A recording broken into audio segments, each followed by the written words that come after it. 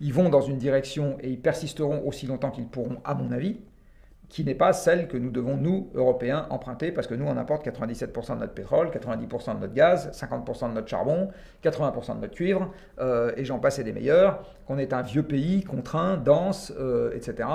Par contre, on a, pour nous, le fait d'avoir historiquement développé une gymnastique intellectuelle qui nous permet de tirer le meilleur parti d'un univers contraint. Bon. Ça, c'est un atout considérable. Et plutôt que d'essayer de les singer en faisant de l'intelligence artificielle, on ferait mieux de ne pas les singer en utilisant cette compétence que nous avons pour inventer le monde de demain. Et parce qu'un jour ou l'autre, on en retirera un avantage compétitif. Déjà, ça nous servira pour nous.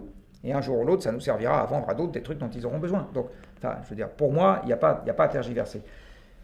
Mais, je refais le lien avec la question précédente, pour y aller sans tarder, il faut dépasser la question climatique, parce que la question climatique est quand même une question dans laquelle on agit pour le bien commun. C'est-à-dire, si on baisse les émissions en France, ça ne protège pas que le climat français, ça protège le climat planétaire.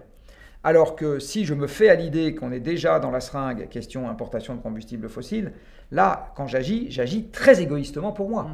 Hein. Donc la motivation est un peu plus forte.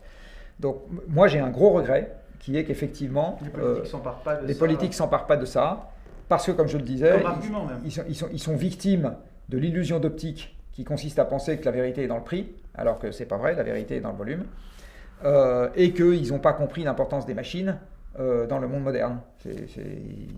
J'en comprends pas.